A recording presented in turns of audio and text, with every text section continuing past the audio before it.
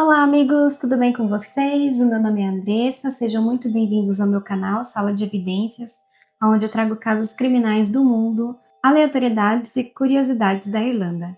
Então, silêncio na sala, bora analisar as evidências?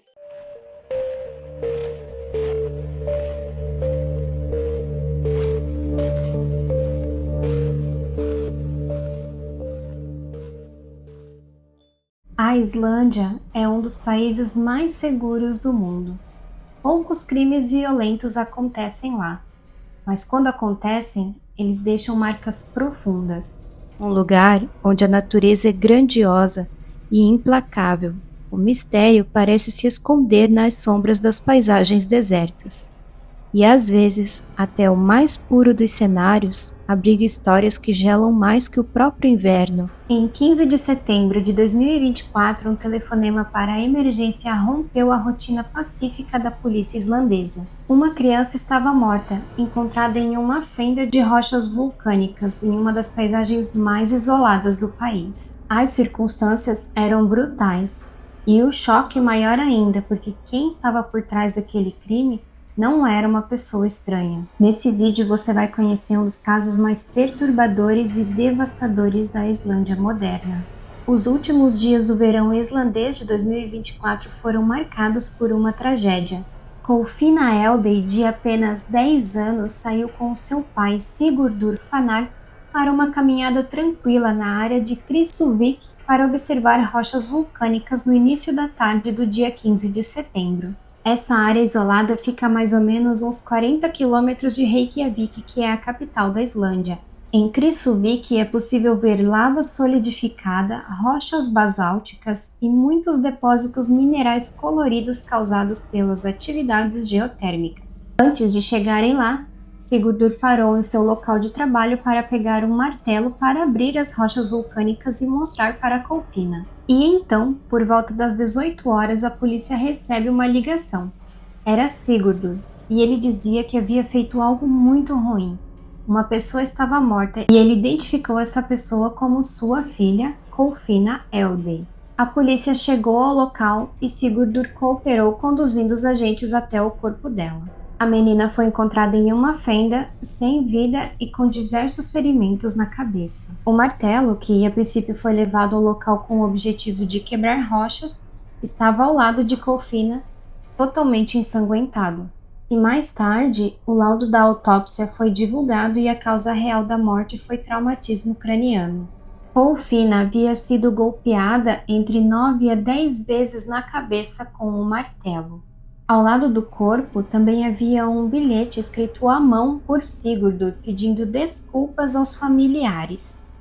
Sigurdur se automutilou com uma lâmina na tentativa de tirar a própria vida, mas sobreviveu. Os detalhes da investigação apontam que o celular da vítima parou de funcionar às 3 da tarde. E eles haviam chegado lá pelas 14 horas. Sigurdur foi questionado sobre a motivação do ataque e a explicação dele foi a mais vazia possível. Sigurdur afirmou não se lembrar que havia cometido o crime. Disse que apenas recordava de estar em um cânion e mais tarde acordar após ter tentado tirar a própria vida. Já as avaliações psiquiátricas concluíram que ele não teve nenhum tipo de surto e ele não tinha nenhum problema mental.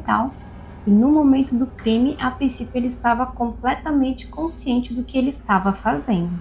Os exames toxicológicos também não apontaram nenhuma substância ilícita no seu corpo. Sigurdur ainda disse que nada diferente tinha acontecido no dia, eles não tinham discutido, eles se davam muito bem e que ela era a luz da sua vida.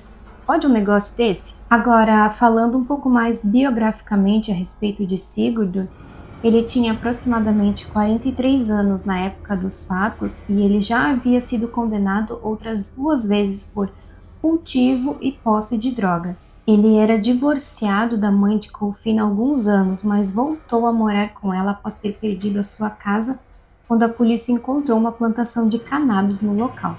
Apesar desse histórico de Sigurdur de envolvimento com drogas, nada indica que ele era usuário, e sim que ele apenas produzia e comercializava. Já a mãe de Colfina, eu vou chamar ela pelo segundo nome porque o primeiro nome é muito difícil de pronunciar. O segundo nome dela é Dagny. E ela disse que Sigurdur nunca tinha sido violento nem com ela e nem com Colfina, e que inclusive eles se amavam muito e ele era um ótimo pai. O ex-casal, eles também não eram pobres, eles não tinham nenhum tipo de problema financeiro e a princípio não passavam nenhuma dificuldade. Inclusive, esse local de trabalho em que Sigurdur foi buscar o martelo, pelo que eu entendi lendo as matérias, era um outro container em que ele produzia cannabis escondido e que ficava próximo da região onde ele tirou a vida de Colfina. Já a pequena Colfina era descrita como doce, muito alegre e muito inteligente. Toda sua família amava muito ela. O caso foi formalmente divulgado no dia 9 de dezembro de 2024, quando Sigurdur foi formalmente acusado de assassinato pelo Ministério Público.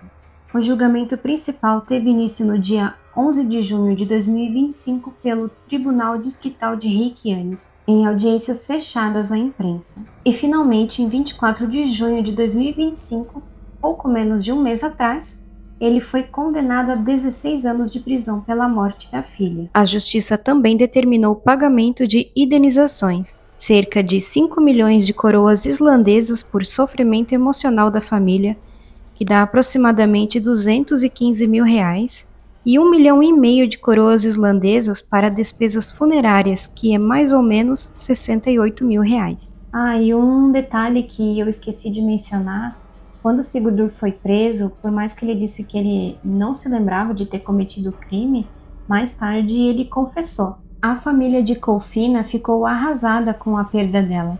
Ninguém conseguia acreditar ou aceitar que Sigurdur pudesse ter sido capaz de fazer o que fez, principalmente por nunca ter dado indícios de violência em seu comportamento. Quando eu estava montando esse roteiro e eu vi que a sentença desse cara foi de 16 anos, eu pensei: meu Deus, como assim? 16 anos, gente? É muito pouco. E aí eu fui pesquisar melhor e eu descobri que na Islândia a pena máxima é de 20 anos. Isso porque as prisões lá têm como foco a reabilitação social dos condenados. Mas, na minha opinião, independente de ter pouco crime ou não, o tipo de crime cometido é o que deveria ser levado em consideração. E uma pessoa que faz isso a princípio sem motivo algum, nunca deveria ter a chance de conviver em sociedade novamente. Vai que surta de novo e mata outra pessoa. Esse é mais um daqueles casos em que a gente fica pensando, fica ecoando assim no fundo da cabeça. Por quê? Por que a pessoa faz um negócio desse? Não entra na minha cabeça, eu não consigo conceber. Será que foi os pensamentos intrusivos que tomaram conta na hora? Aconteceu algo a mais que ninguém além de Sigurdur sabe? E outra pergunta que eu me fiz é: será que Sigurdur ele não tinha algum tipo de obsessão obscura pela filha dele? Bom, se Sigurdur não falar mais nada, a gente nunca vai saber se aconteceu algo mais com Kolfinna. É porque ela não tá mais aqui também para dar a versão dela. Esse é outro caso mais curtinho e ele também não tem muitas fotos dos envolvidos, nem da investigação, nem do local exato do crime. Casos em lugares mais isolados e com uma população menor costumam ter menos informações ou imagens, principalmente por não serem casos midiáticos. A polícia nesses lugares costuma ser bem mais discreta nas investigações. Também queria comentar com vocês sobre esse cenário hoje que está um pouquinho diferente. Isso é porque eu tô gravando aqui no meu trabalho. E para quem não sabe, eu sou babá aqui na Irlanda e a família precisou viajar. E eu fiquei no final de semana com as crianças que eu cuido. Uma delas saiu com os priminhos e a outra tá na hora do cochilo. Então eu aproveitei e arrumei um jeitinho de trazer o caso da semana para vocês. Então é isso, gente. Comenta aqui embaixo o que você achou desse caso. Se você tem alguma outra teoria do que possa realmente ter acontecido com Kolfinna, além do que a gente já sabe.